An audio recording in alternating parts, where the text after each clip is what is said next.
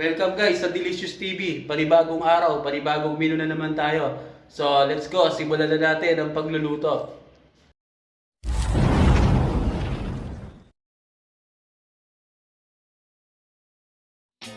So what's up mga guys, mga kabayan, welcome sa Delicious TV. So ang ating menu for today ay special beef with young corn.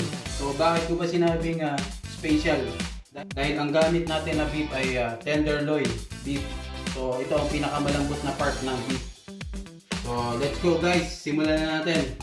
So ito ang aking mga ingredients, ang beef tenderloin, and then ang young corn, and then gagamit tayo ng soup stock na water, cooking oil, carrots, bell pepper, onion, and garlic. And then ito ang aking mga spices dyan.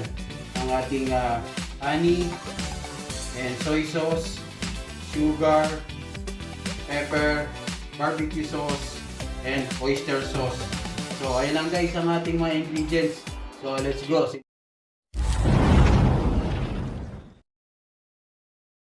So ayan guys, naka-ready na ang aking teflon. So ang first step na gagawin natin, susutay ko muna ang mga vegetable. So maglagay lang ako ng konting cooking oil.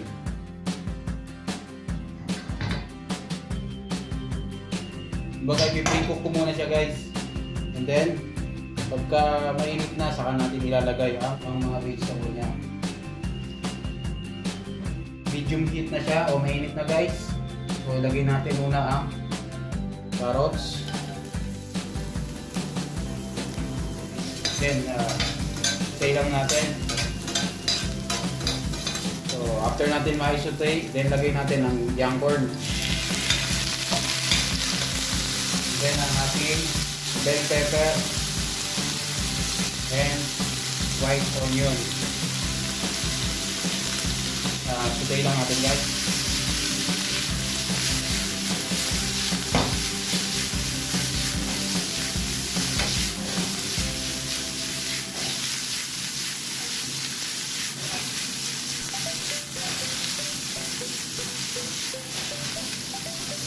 So ayan, done na siya guys. Ganyan lang, pinat-cook ko lang guys para mas maganda ang presentation natin ng food. So, i-up na natin guys.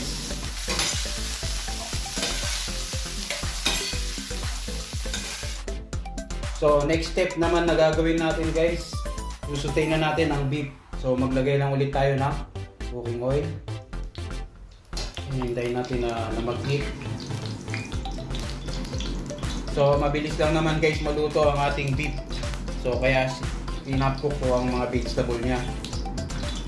So pagka mainit na ang ating cooking oil, ilagay na natin ang garlic. Then ang onion. Then tutay lang natin guys. Hanggang sa lumabas ang aroma o ang golden brown. So pagka golden brown na guys, ilagay na natin ang tenderloin beef.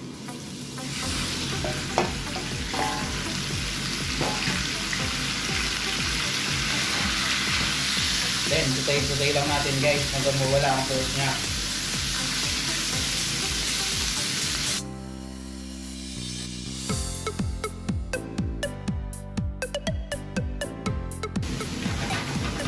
So, after natin guys na ma-saute, so pakuluin muna natin ng 3 to 5 minutes.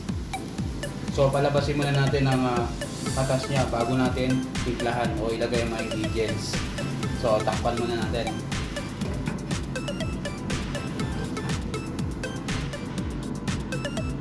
So, after 3 to 5 minutes guys, open na natin.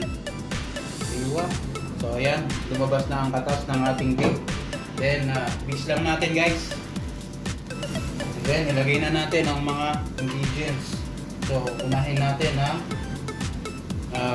pepper, sugar,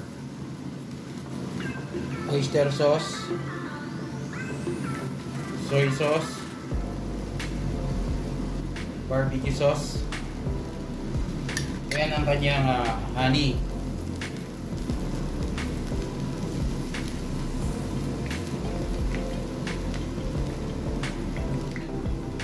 Lagay natin ang soup stock.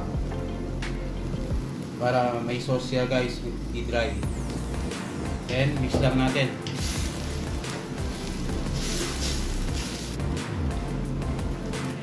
Hintayin na natin maluto at mawintan guys. Pakuluin na ulit natin ng 3 to 5 minutes again. So takpan ulit natin guys.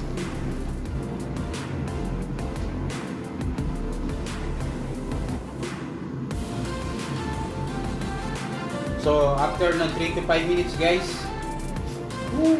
ganda na siya. So ilagay na natin ang kalahati ng sinutay natin na vegetable. Then mix lang natin guys.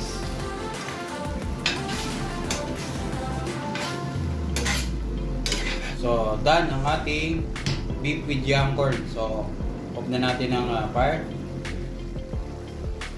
So let's eat and plate mga guys.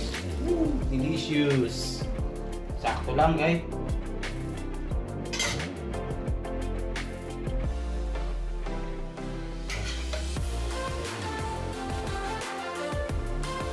Yan ang ating natira na konting toppings o vegetable.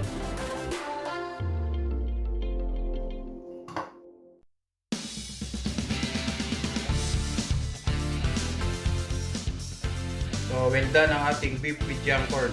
So thank you very much guys for watching. See you in my next video and God bless.